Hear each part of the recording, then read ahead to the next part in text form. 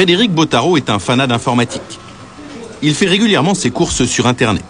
En général, ça se passe bien, sauf une fois, c'était il y a plus d'1 an et demi. Il commande un disque dur, un composant informatique comme celui-là. Il le paye à la commande en donnant son numéro de carte bancaire, plus de 300 €. Alors que la livraison était prévue pour 2 jours plus tard, je ne reçois rien, je les appelle plusieurs fois. Ils me disent que ça va arriver et au bout de 10 jours ou 15 jours, c'est toujours pas là. Il ne recevra jamais son disque dur. Gilles Vidal, lui aussi, repère régulièrement les bonnes affaires sur Internet. Il y a quelques mois, il décide de gâter sa femme. Il lui commande une superbe centrale vapeur pour le repassage. Il est bien livré, mais ce n'est pas le bon modèle. Il nous est arrivé un matériel de mauvaise référence, d'une part, et a priori complètement détruit, qui n'était plus dans un emballage original, a priori un précédent retour SAV. Service après-vente, quelqu'un. Tout à fait. Quelqu'un qui nous aurait relivré un produit déjà défectueux. Qu'est-ce qu'il avait ici on le voit sur les photos, l'ensemble des produits éclatés, je dirais. Lui non plus ne recevra jamais le produit qu'il avait pourtant payé. Dans les deux cas, le site en cause est le même, pèrenoël.fr. Un cybermarchand qui vend principalement des produits high-tech. D'un simple clic, vous pouvez commander depuis chez vous un appareil photo numérique, un caméscope, des DVD ou un ordinateur. À en croire le site, vous avez le choix entre 350 000 références à des prix imbattables. En plus, pour la plupart des produits, on vous promet une livraison gratuite en 48 heures. Des promesses qui ont séduit beaucoup de monde. À Paris, les locaux de leguide.com, un autre site internet. La société d'Igor Schlumberger ne vend rien, mais elle donne des conseils pour bien acheter et trouver les meilleurs sites marchands. L'offre de Père Noël, a priori, est plutôt séduisante. On dit voilà, sur mon site, vous pouvez acheter de tout, pas cher, et les frais de port sont gratuits. Je veux dire, en 3 mots, on a envie d'y aller. Je veux dire, ça donne envie. Derrière la société Père Noël, un jeune entrepreneur, Alexandre Fur. Il n'a que 29 ans quand il crée sa société, mais il sort de Polytechnique. Il s'est associé à son frère aîné Grégoire, qui jusqu'alors donnait des cours pour apprendre à boursicoter. Grégoire qui n'hésite pas à donner de sa personne pour un petit coup de pub. C'est dépassé tout ça. Je suis débordé. Heureusement que j'ai ça. Avec quelques copains, ils lancent leur société en 1999, en plein dans la folie des startups. Ils trouvent un nom facile à retenir, convainquent des investisseurs de leur prêter 1,5 million d'euros et se lancent à partir de ce petit entrepôt en région parisienne. Via Internet, ils vont vendre tout type de produits à prix cassé et les débuts sont prometteurs. Les gens font confiance, achètent sur Internet, ce sont des nouveaux clients également, alors qu'ils ne nous connaissaient pas a priori. Donc nous font confiance et ça c'est quelque chose on trouve de très nouveau. Les gens ne sont plus réticents à acheter pour des montants importants sur Internet. Après seulement 6 mois d'existence, leur start-up est même la première en France à s'introduire en bourse. Ils y lèvent près d'1,5 million d'euros. Et leur entrepôt devient trop petit. Pour s'agrandir, les frères Fur choisissent Saint-Étienne, la ville où ils ont passé leur enfance. Ils y sont accueillis à bras ouverts.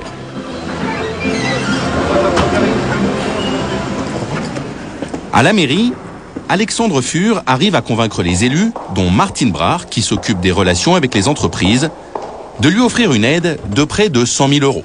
Bonjour. Quelle impression il vous fait ?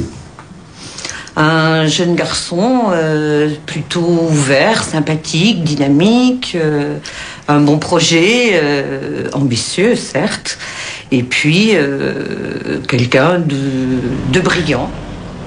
À la caisse d'épargne aussi, le patron est séduit. Parmi tous les projets Internet qu'il a vus, celui des Fur était un des plus prometteurs.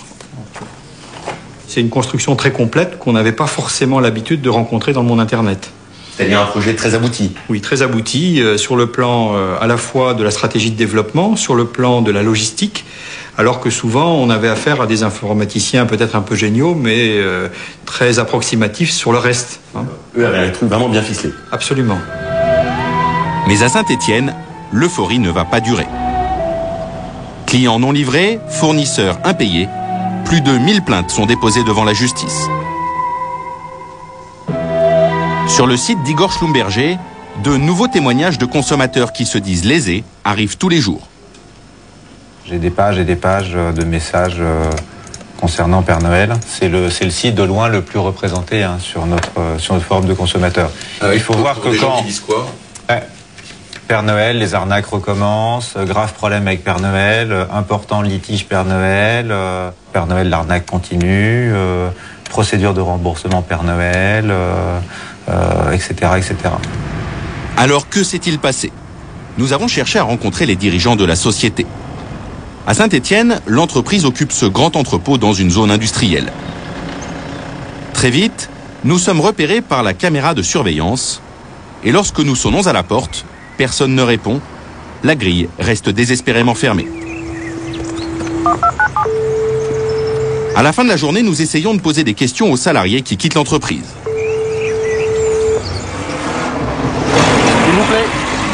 Sans succès. Les seuls qui ont accepté de nous parler, des anciens salariés. Ils ont voulu garder l'anonymat, mais tous nous racontent la même histoire. Pour sa start-up, Alexandre Fur n'avait qu'une ambition, devenir très rapidement le plus gros site marchand sur Internet. C'était toujours d'être le premier, il voulait péter le marché. D'accord. Il voulait vraiment se positionner comme le leader. Mais voilà, pour faire d'une start-up une grosse entreprise, il faut pouvoir investir beaucoup d'argent. C'est ce que nous a expliqué Patrick Jacquemin. Il dirige l'un des plus gros sites marchands sur Internet. Son entrepôt en banlieue parisienne est immense. Comme Père Noël, lui aussi est spécialisé dans la vente de produits high-tech. Lecteur de DVD. Lecteur de DVD. Écran plat. Dans son entrepôt, il y a aussi des palettes entières d'ordinateurs, d'appareils photo numériques ou de composants informatiques. Que des produits qui coûtent une petite fortune. Donc par exemple ici, nous avons des caméscopes. Ça, c'est 50 000 € de stock. Ici, nous avons des ordinateurs portables. Il y en a une quarantaine, ça vaut 1 500 € le portable. Donc vous avez 75 000 € de stock. En tout, il y en a pour 2 millions d'euros de stock. 2 millions, c'est 2 millions d'argent qu'on avance, bien entendu. Il faut avoir les reins solides. Il faut avoir les reins solides, effectivement. Et plus le nombre de clients augmente, plus il faut avoir de stock et avancer d'argent. Chez Père Noël, selon les anciens salariés, il y avait bien beaucoup de clients, mais peu de stock. Quand les clients commandaient, les produits étaient en stock ou pas ? Très peu. Très peu. Ils appelaient ça du flux tendu, mais c'était plus que du flux tendu, quoi. On attendait les rentrées d'argent des clients pour acheter. On est obligé d'attendre qu'il y ait plusieurs commandes sur le même produit, pour pouvoir justement commander pas suffisamment de grosses quantités pour avoir un meilleur prix. Voilà pourquoi, chez Père Noël, certains clients ne reçoivent pas leurs produits en 48 heures. Parfois même, à force d'attendre, les produits n'étaient plus disponibles chez les fournisseurs. Alors, pour faire patienter le client, il y avait une astuce. Il n'y avait pas en stock, donc il fallait trouver un produit de substitution. C'est-à-dire que vous commandiez donc un fer à repasser, à vapeur, voilà, et vous receviez en fait ce qui était en stock. Bon, on a ce fer-là, pas la même marque, mais c'est pas grave, c'est un fer à repasser. Ils diront rien, ils seront contents parce qu'ils auront reçu ce produit-là, et puis... Ça marchait comme ça. Bien sûr que ça marchait comme ça, oui. C'est exactement ce qui est arrivé à Christophe Denis. Il a commandé un lecteur MP3, un appareil électronique pour écouter de la musique.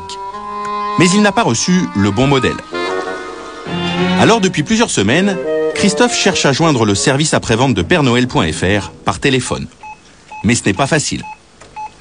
PèreNoël.fr, c'est un service de livraison rapide et gratuit à votre domicile. D'abord, un message publicitaire vantant la rapidité de Père Noël. Christophe est habitué, il a déjà appelé des dizaines de fois. Donc voilà, ça c'est la petite musique que j'entends chaque fois que je suis en attente. Jusqu'à ce qu'on finisse par annoncer que tous les opérateurs sont occupés et qu'il faut que je rappelle ultérieurement. Voire des fois, au bout de 20 minutes, toujours la même musique et puis je raccroche par lassitude. Ce jour-là, coup de chance, ça ne dure que 2 minutes. Chers clients, l'ensemble de nos téléconseillers sont actuellement en communication. Nous vous invitons à renouveler votre appel ultérieurement. Bien sûr, ces appels sont surtaxés, 34 centimes d'euros la minute. Sa dernière facture téléphonique était salée. Donc voilà, Donc tous ces numéros-là, c'est pernoël.fr. Donc en tout, vous y avez passé combien de temps? 2h17 minutes. Et ça vous a coûté? Pour un total de 39,57 € hors taxe, donc avec 47,33 TTC. C'est sûr que ça rapportait de l'argent au service client. Comment ça? À cause du numéro qui était payant, qui était surtaxé. Les filles avaient la consigne donc d'essayer comme de les faire un peu parler, ou du moins de les faire attendre au maximum. Et là, après, elles faisaient leur travail. Aujourd'hui encore, des clients se plaignent de ne pas réussir à joindre la hotline. Alors, de temps en temps, des clients en colère se présentaient devant les locaux de la société. Mais la porte était constamment fermée à clé. On ne va pas la porte au client. Et il se passait quoi? Le client restait dehors, il attendait. Parce qu'à partir du moment où un client tapait dans la porte ou commençait à faire trop de bruit, vous aviez Grégoire Fur, c'était sa spécialité, appeler les flics, quoi. Et donc les flics, aux yeux de la loi, c'est le client qui avait tort. Joints par téléphone, les responsables de Père Noël nous déclarent que les litiges ne représentent qu'1% des commandes. C'est la moyenne dans ce business et ça peut se régler à l'amiable. Mais Père Noël détient le record de plaintes devant la justice. L'an dernier, le tribunal d'instance de Saint-Étienne a donné raison à près de 300 clients, comme Frédéric Bottaro. Mais pour récupérer son argent, ça n'a pas été facile. Quand on a voulu exécuter, c'est-à-dire récupérer les 12 000 francs qu'on avait contre Père Noël, qui nous étaient accordés par un jugement, impossible de trouver un compte créditeur de Père Noël. Son avocat engage alors une procédure beaucoup plus lourde. Faute de trouver l'argent pour se faire rembourser, il assigne la société en redressement judiciaire. En clair, il menace de faire fermer la boîte. L'arme ultime, la seule qui semble marcher. En 10 jours, ils ont pris contact avec nous pour dire qu'ils payaient tout. Effectivement, j'ai reçu la semaine dernière, donc pour le 7 ou 8 avril, j'ai reçu un chèque. En tout, il a mis 20 mois pour se faire rembourser. Mais beaucoup de clients n'ont pas le courage de se lancer dans une telle procédure. Christophe Denis, lassé par ces dizaines de coups de fil, a décidé de baisser les bras. Ce bras de fer, Père Noël l'a aussi engagé avec certains fournisseurs. Vous l'éteignez ce truc-là? Vous l'éteignez s'il vous plaît? Vous l'éteignez? C'était il y a tout juste un an. Ambiance tendue devant l'entrepôt. Des camions bloquent les entrées. Cette fois, ce n'est pas un client qui veut se faire rembourser, mais un fournisseur qui cherche à se faire payer. Père Noël lui doit 36 000 €. 250 000 francs, 36 000 €, comment voulez-vous faire? Moi j'ai mes payes à faire en fin de mois, comment voulez-vous? En réalité, les frères Fur l'ont bien payé, mais ils ont fait une petite erreur. Ils ont fait un chèque de 36 000 francs au lieu de 36 000 €. Après une semaine de blocus, le transporteur se fera payer. Selon les anciens salariés, ce type de relation avec les fournisseurs était un classique. C'était on paye pas. On paye pas, on va essayer d'avoir un maximum d'échéances, mais que nous on choisit. C'est-à-dire que si on peut avoir une échéance à un an, voilà. Les conversations au téléphone, les trucs de malade, c'était plus des conversations, quoi. C'était du foutage de gueule. Et non, je vous ai jamais commandé ça, ou je vous ai jamais commandé ça pour cette somme, ou vous avez qu'à m'attaquer, ou voilà. À Saint-Étienne, les avatars de la société dirigée par Alexandre Fur ne font plus rire grand monde. Les procès se multiplient. Pour les élus qui ont attribué une aide de 100 000 € à la société, ça commence à faire beaucoup. Martine Brard décide de convoquer Alexandre Fur pour une petite explication. C'était en septembre dernier. À l'arrivée du jeune PDG à la mairie, des journalistes sont présents. C'est Fur, bonjour. Bonjour. Martine Brard. Ça va? Ça va? Il est bien là. Le jeune patron n'apprécie ni les caméras, ni les appareils photo. Allez, vas-y, mange-moi. Le dirigeant de l'entreprise, Alexandre Fur, le prend très mal. Et il y a, disons, quelques heures avec la presse locale. La presse locale, en l'occurrence François Revouille avec la barbe. À l'issue de la réunion, selon ses dires, il est tombé dans un guet-apens. On était côte à côte, et tout d'un coup, il y a deux individus qui me bloquent le passage. Donc le temps que je réalise, il y a Alexandre Fur qui se jette sur moi, qui se précipite sur moi et qui m'arrose, qui m'asperge de gaz lacrymogène. On va prouver ce que c'est d'ailleurs comme produit. La police est alertée, Alexandre Fur nie en bloc. Le journaliste a porté plainte.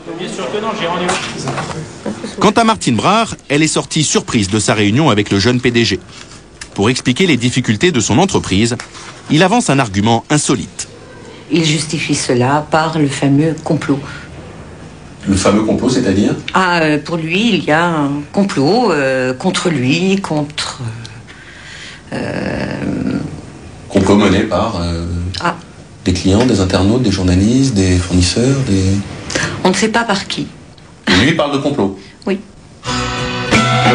Quelques semaines plus tard, Alexandre Fur et son frère démissionnent de la direction de l'entreprise. Mais ils sont toujours les premiers actionnaires avec près de 40% des parts. Et l'histoire n'est pas finie. En septembre prochain, Alexandre est convoqué devant le tribunal de Saint-Étienne pour répondre de tromperie et publicité mensongère. Dans le même temps, à la suite d'autres plaintes, à Lyon et Créteil, des juges d'instruction enquêtent pour savoir s'il y a eu escroquerie. En attendant, le site affiche toujours des prix très attractifs et il continue de tourner. L'an dernier, Père Noël a annoncé un chiffre d'affaires de plus de 20 millions d'euros.